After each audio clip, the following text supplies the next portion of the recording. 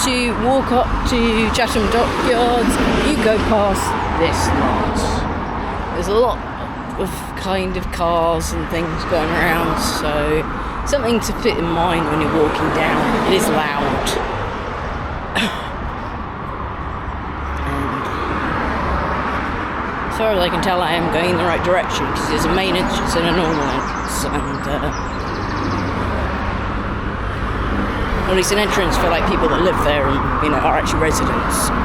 So they say it's very loud at the moment, so probably can't hear anything.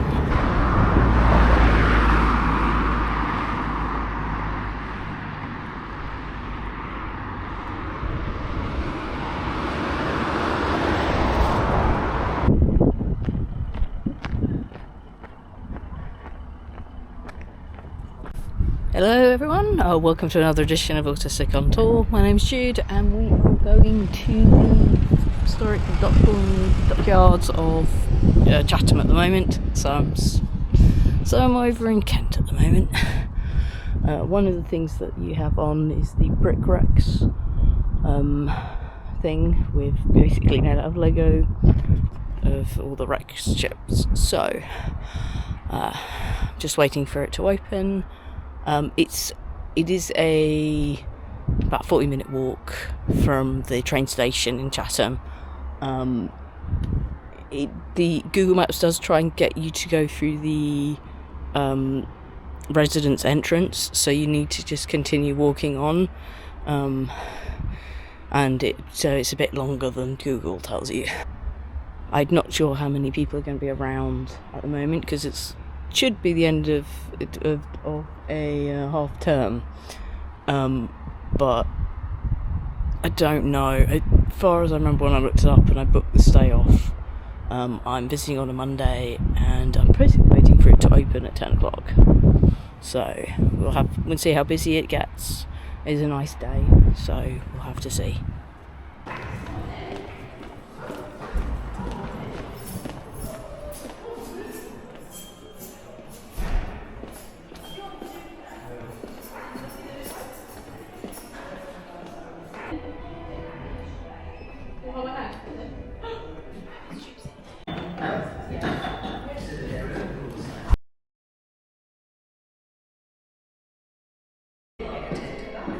A stronger bow, or a hull equipped to take a monstrous pounding and survive.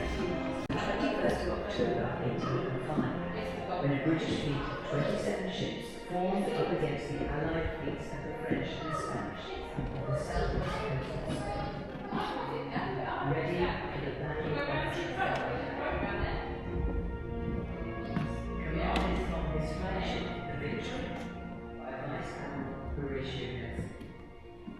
Designed and built here at Chatham, the Victory was the first greatest ship of the line and one of the most powerful ships in the world. So there is some little facts of true or false with these Dockyard Explorer. They're for children, but they're also reasonably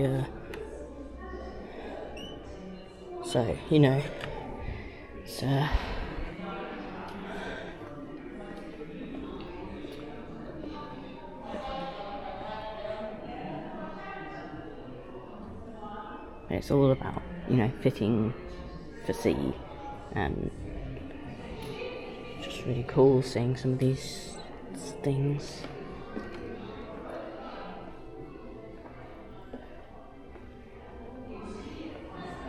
And there are things that on screens that you can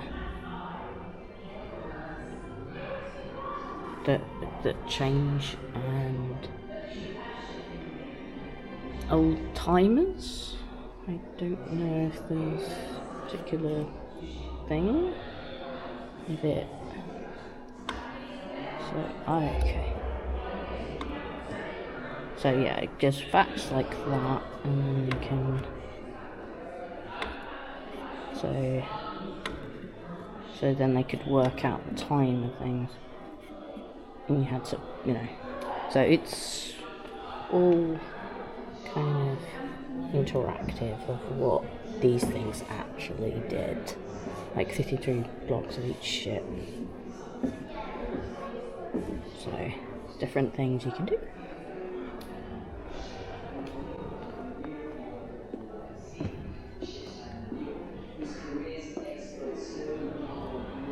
So, yeah, but it's all about turning objects so that you can actually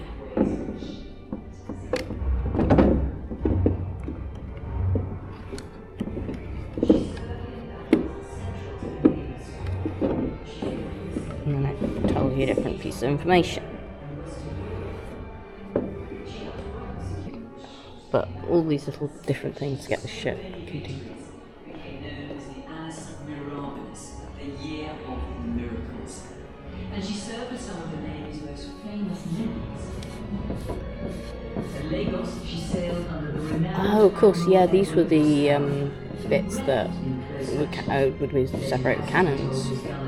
Never fire, my lads, till you see the whites of a Frenchman's eyes. She fought at the Battle of Cape St. Vincent in 1797.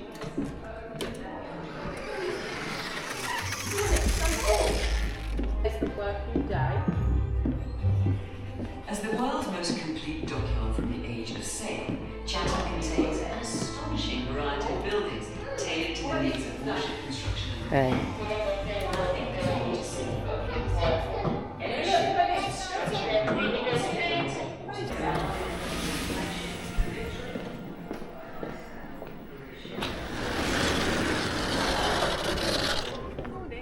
Morning.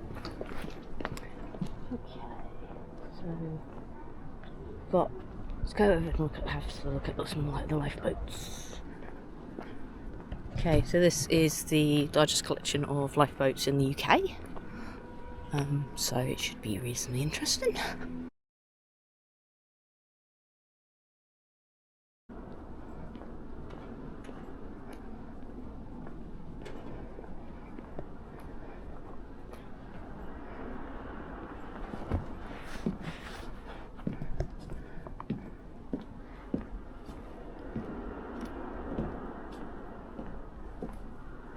Okay, so there's listening points, so you can listen to different things on here.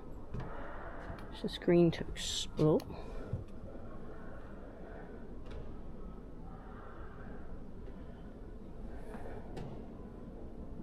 Okay, so you can go through the different lifeboats and like that.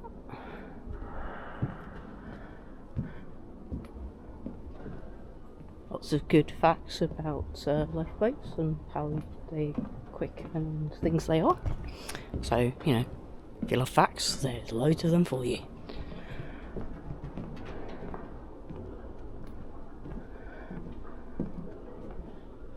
Ooh, I like the tractor thing.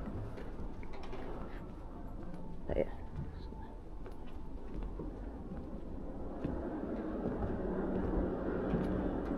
So we've got like the kind of smaller rescue boats. We've got a lifeboat guy with a horse.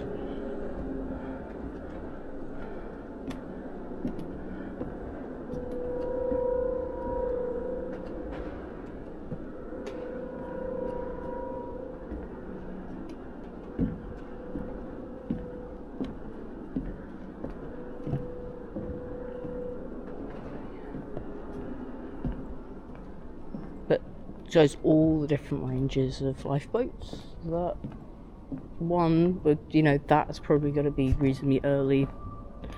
This one. Oh yeah, and it's cool. It says how many lives were saved on the Little British lifeboat. So, like crew.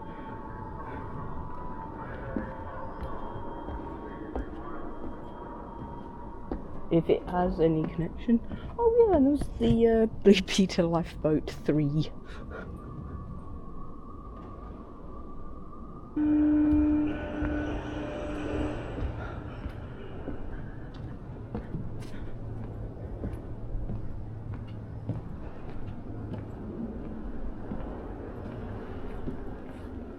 Calling the crew.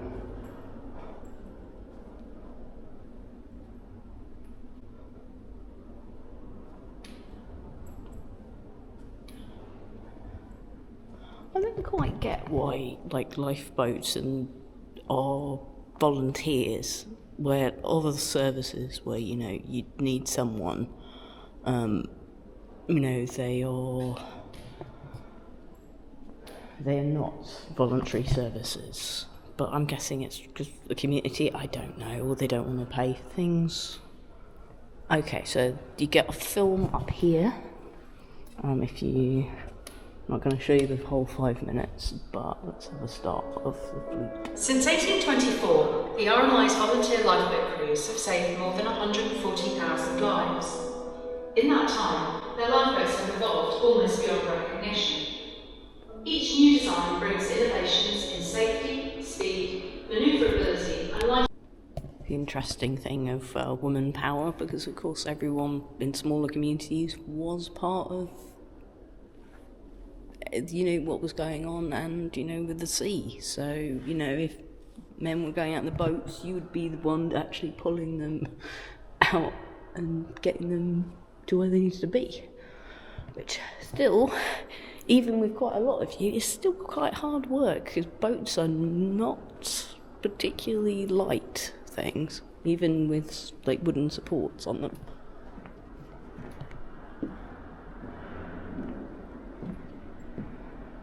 But yeah, this is a nice, cool kind of space to look at different, like, the different classes of boats and how they evolve, and, you know, all those kind of lovely things. There are little things you can play around with on here and over here, but you can also just look at the boats. So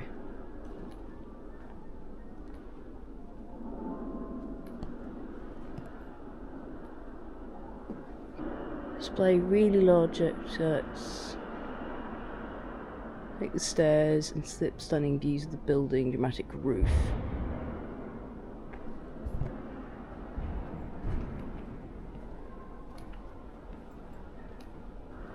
Oh, there's some cool machines.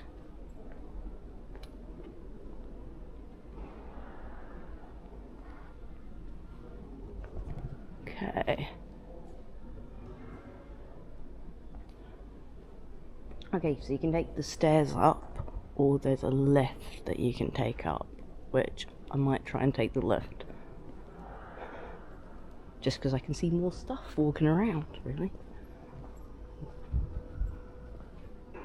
Kind of train mixed with tractor there.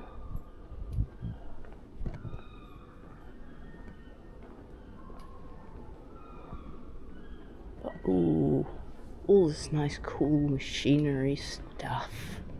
Been a random mix of things in here, but cool even then. But yeah, let's go up and see the roof and see what views we can get.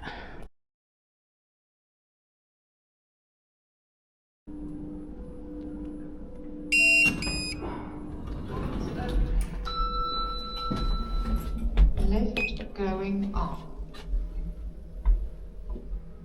Doors closing. I don't get why lifts say like this have 8 people in it, when you look at the floor space and think they would be very close people if they were people, so.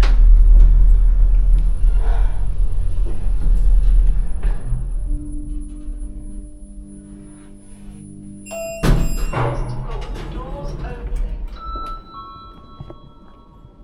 Oh wow, that is pretty spectacular. Doors closing.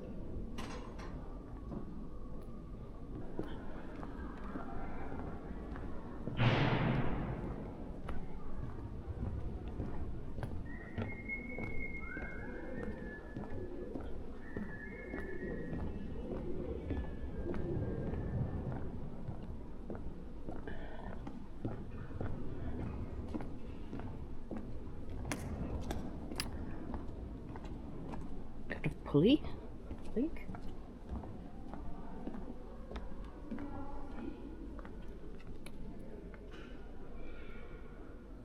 And lots of evidence of pigeons.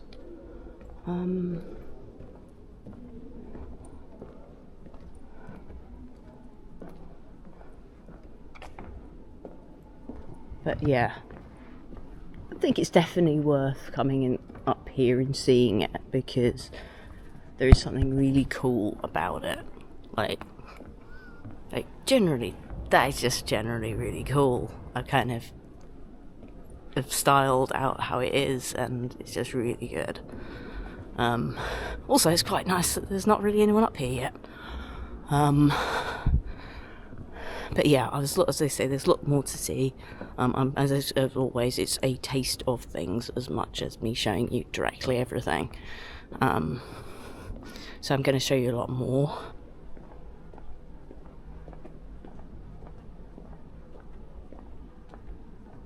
But yeah, if you like these kind of things, there'll be a lot of time that you can spend looking at all this stuff and just enjoying it and understanding, because there is something really nice. You can't necessarily touch things, but there is something really tactile and really kind of how these things are put together is just really lovely. Of old machines, it's just something joyous about them. From the lifeboats, we have the Brickrex exhibit, and we'll go over and look at the other ships over there in a minute.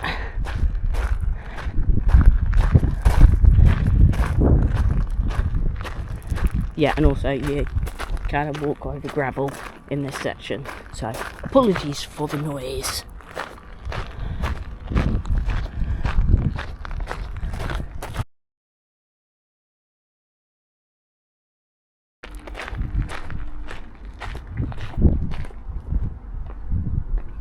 But yeah, this is Brickrex, so let's have a look in here.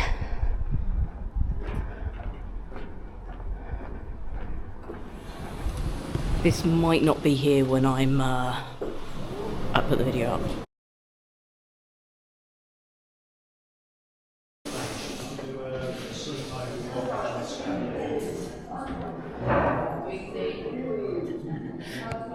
The ball plastic is not fantastic, so what we do with it.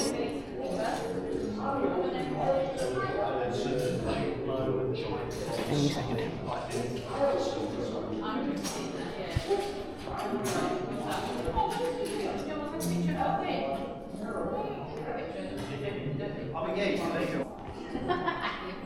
Do you want to pop it over there with the rest of the what the other ones? Oh yeah.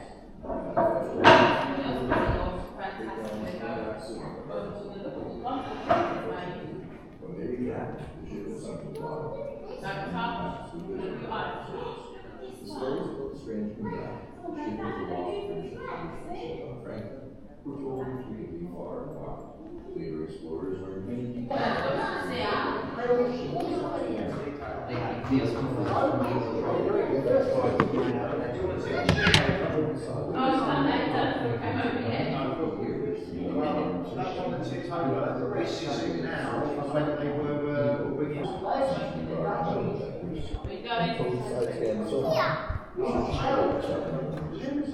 Deploying sensors from aircraft, still placing confidence in the original conditions a major search recommenced in 2008, initiated by the Canadian government. After 6 seasons, wreck appeared on the screen.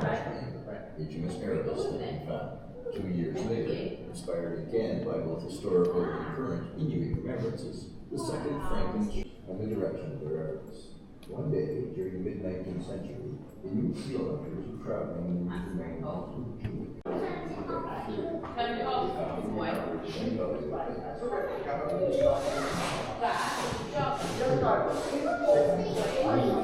Okay, so you can mess around and make this move about, and you can see where you're going from there.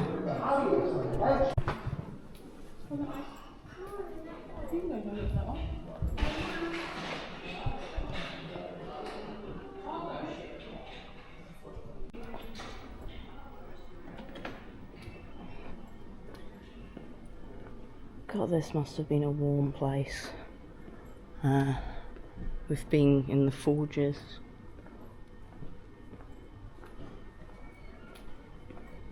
Inside the National Museum collection store holds over some 3,000 ships and other maritime models collection from the collections of the National Maritime Museum and the Imperial War Museum. The view inside the doors will give you access to the large model store.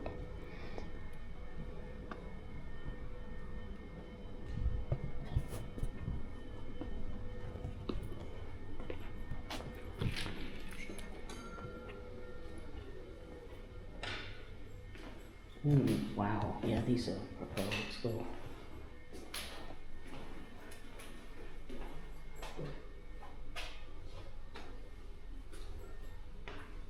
Sorry for the camera losing the thing, but it's still kind of cool to see them.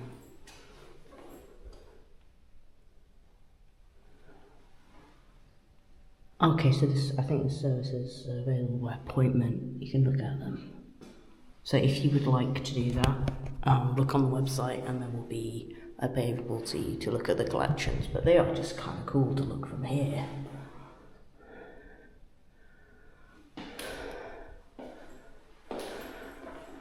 I mean,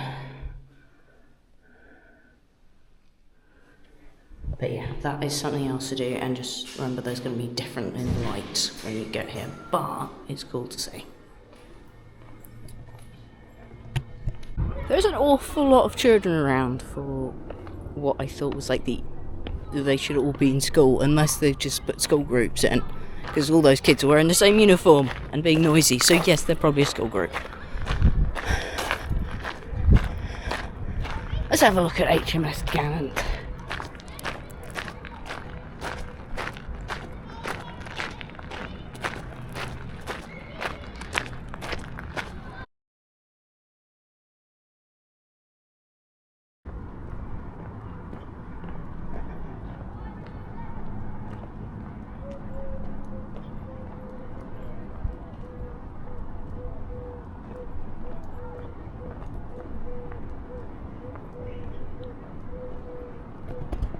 It's probably Gannet more than what I just said, but you know, if I mispronounce anything, I apologise.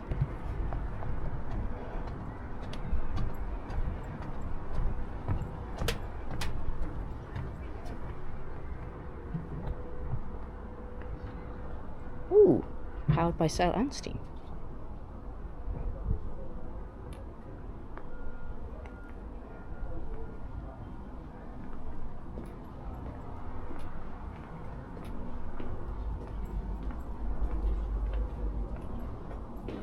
Oh yeah, that is it.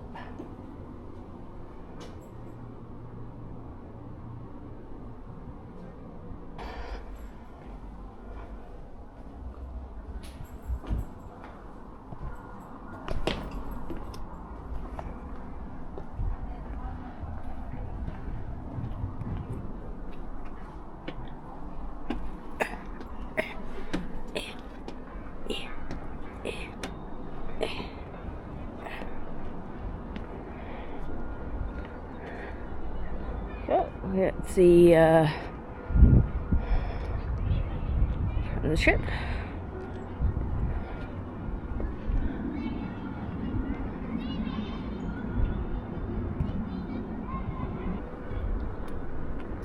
Okay, so yeah, that's the front. Submarines are quite big as of things, aren't they?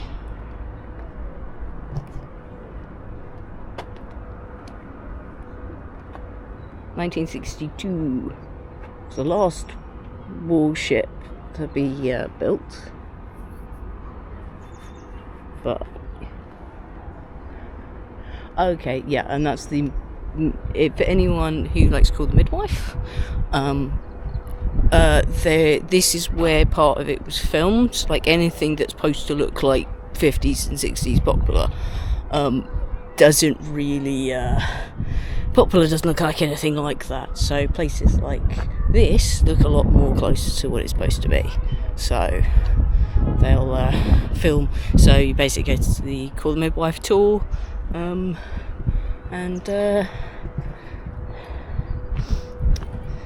see the official home, and that's the meeting point for it, with this little taxi, or not taxi, but you know, car.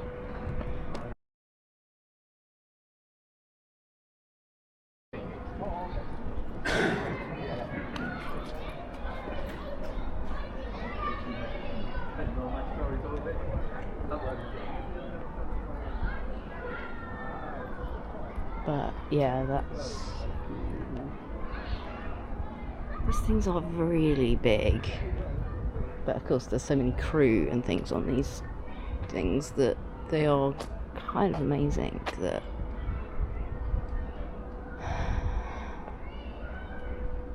it's like we really like building angles on things because that's so many different shapes and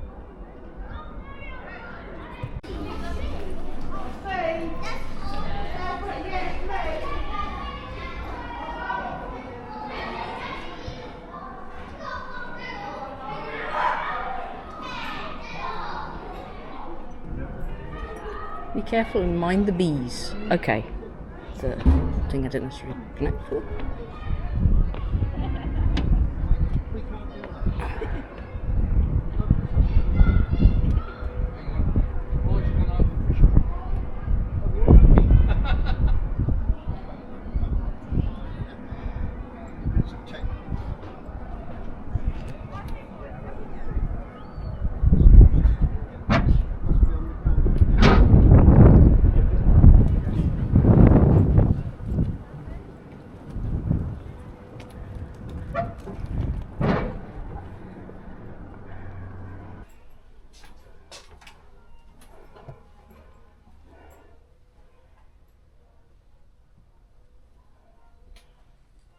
Kitchen.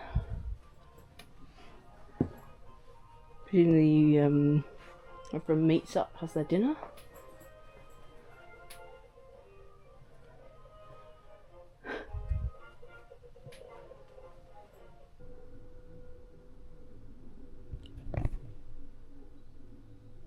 You didn't get very much space to yourself, did you?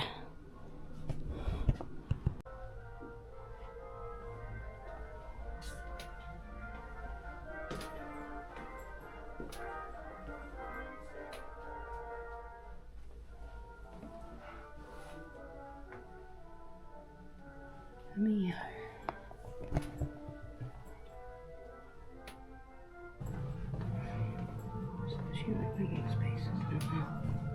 Oh, okay, Morse code.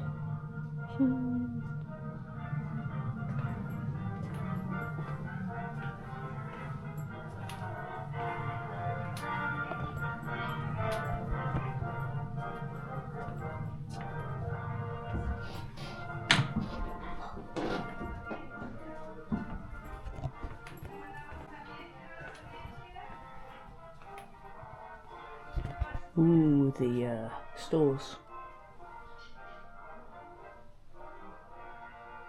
Price of home in chips and home.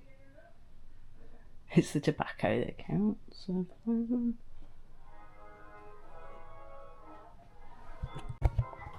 Ship's office.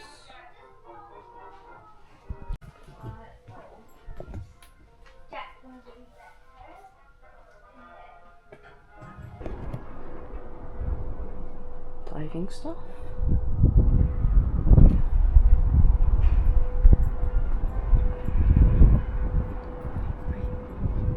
Many bees, but I might catch them up later on somewhere else.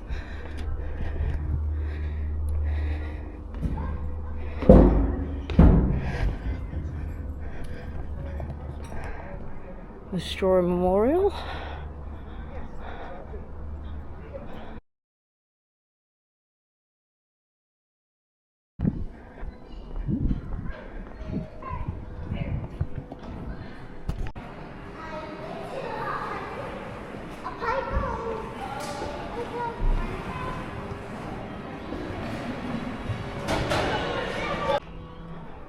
But yeah, hot and cold lunches and things like that you can get there. The Admiral's offices, a helicopter.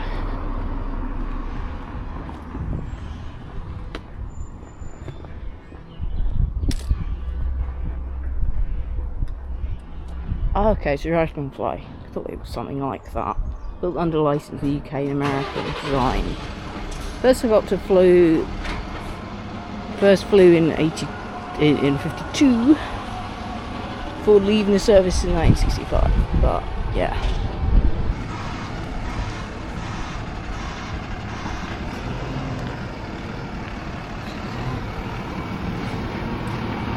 So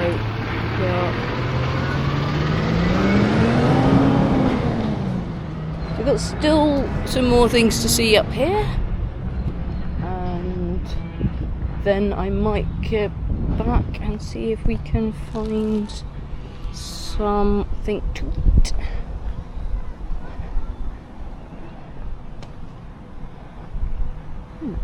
I think this is a venture playground, so it's not.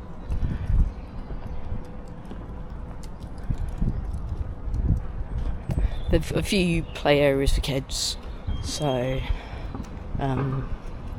there's a little bit of noise from that, but it's alright.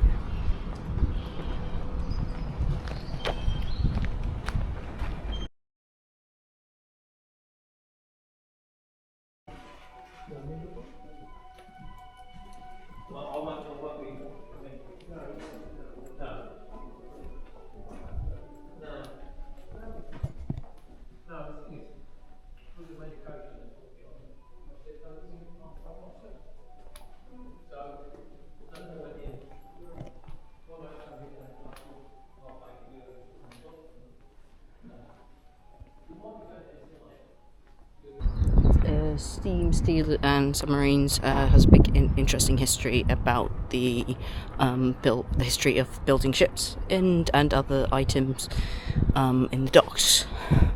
It closed in 1984 to the Royal Navy, but there is an awful load of interesting history of World War One, World War Two, so it's well worth check that one out.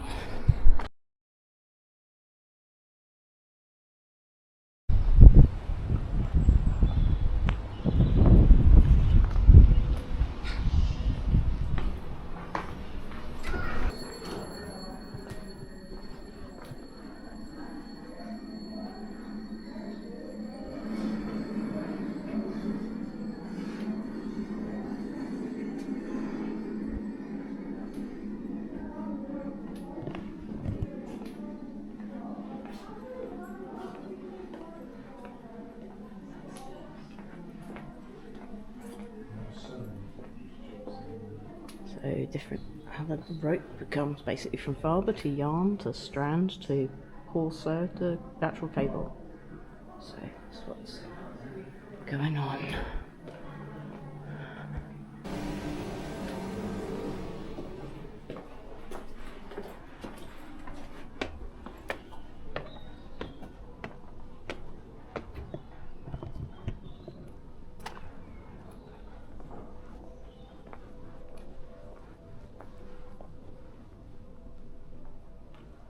Spinning room, women only.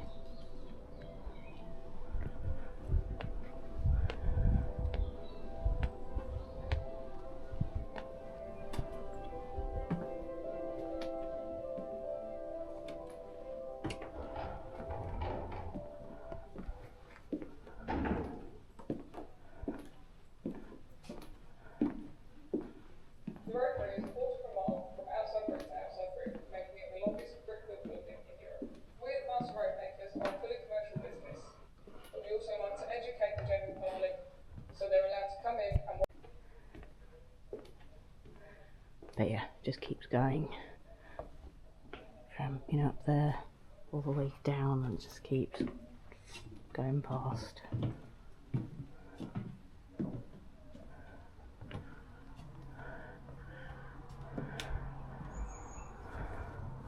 Okay, so the modern section we're going to go in, but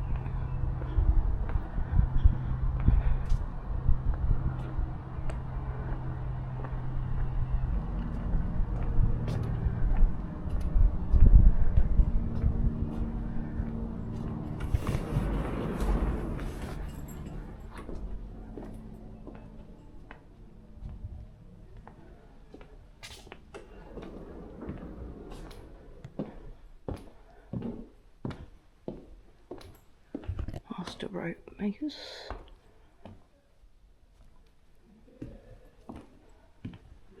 rigging shop.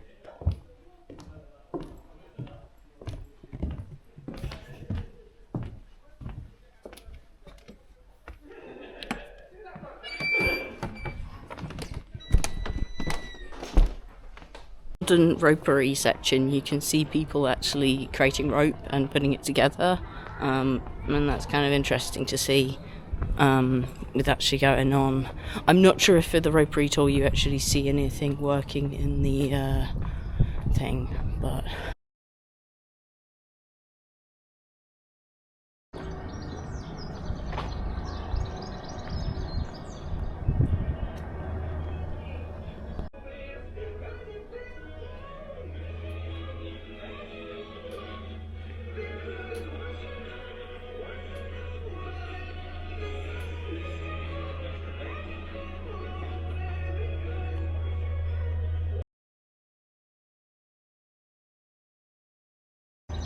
okay. So this is the Commissioner's Garden.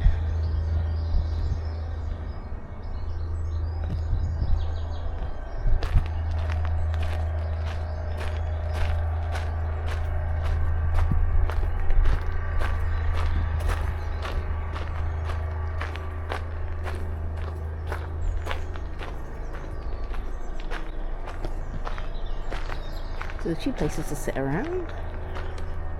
Created in 1660, private enjoyment of the resident commander, most senior. So it went from Italian style garden to a formal garden to a Victorian garden to simplification.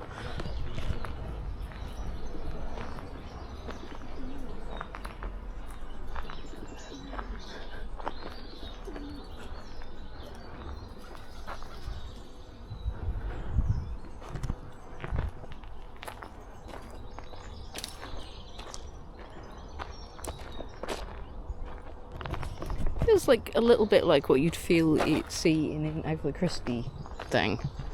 Maybe not necessarily some of the modernisation stuff, but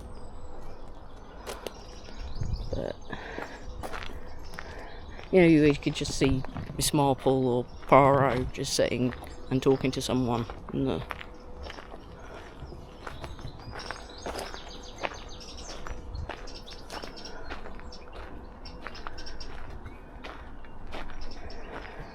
But yeah, might be a little bit more of the garden I'm missing, but have a wonder.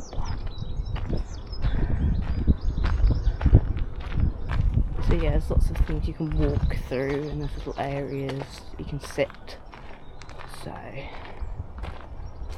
it's a nice space. I mean, I don't know how busy this gets, you know, in normal times. It's not the biggest site in the world, but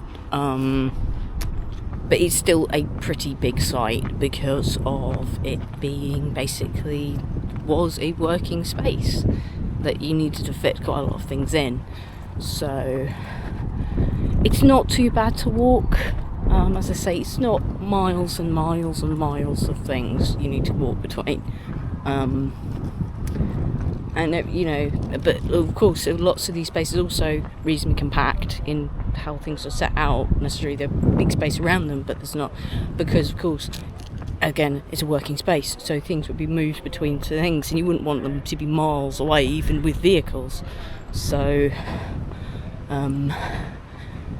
but yeah, it's reasonably well to navigate around, and it's, you know, there's things going on at the moment with works for it, but that means it'll be even better when, you know, if you go and visit, because there'll presumably be things like this will be finished in 2026, so you can actually look inside. I'm at the moment doing a kind of whistle-stop level of things, or it seems to be like what I'm doing it, but I'm slowing down a little bit and not filming everything, just because I don't want people to completely be spoilt by what's here, because I think people should explore for themselves, but I also think there's a great thing of actually explaining what things kind of look like to people. I think especially for people with neurodiverse, it's very helpful to see this stuff and actually see it the way it is. And you can go in and out of the different exhibition spaces as much as you want. It's not like you go in once and they don't allow you in again. You can go in and out if you're interested in things. Lots of people are out. There's lots of kids with their grandparents. That seems to be the target selection of people at the moment. So I'm guessing some kids are having inset days at the moment, because they should really be in school from what I remembered.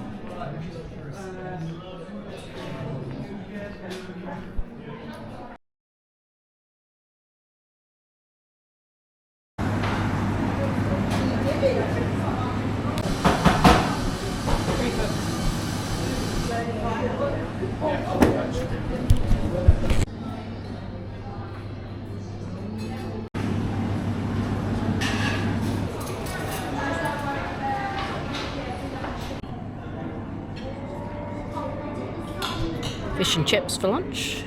We'll see how this is.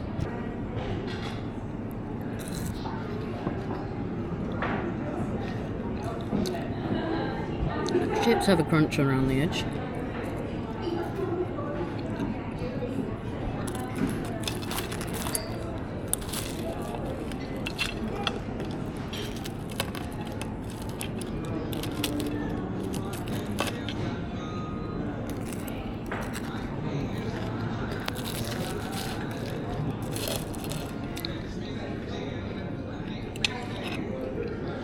Actually tastes really good. Oh, pretty good on it. At least it stays with the fish, so.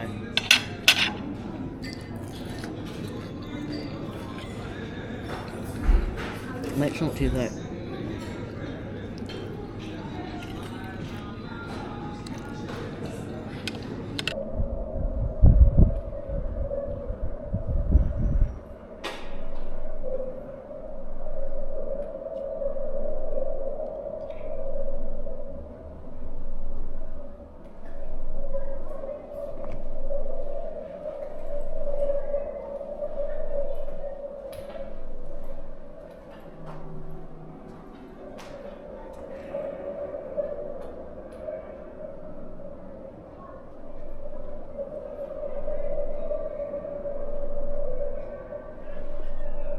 I might give the submarine tour a miss. It seems like it would be very difficult for me to get down into the thing and then actually filming.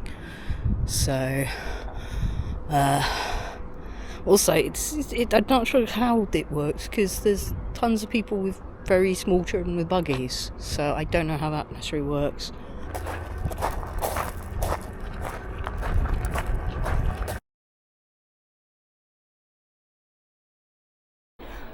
It's a fun experience. As I say, I haven't done all necessarily any of the tours because my brain was going a bit buzzy for the lots of the people and kids running around and all that stuff.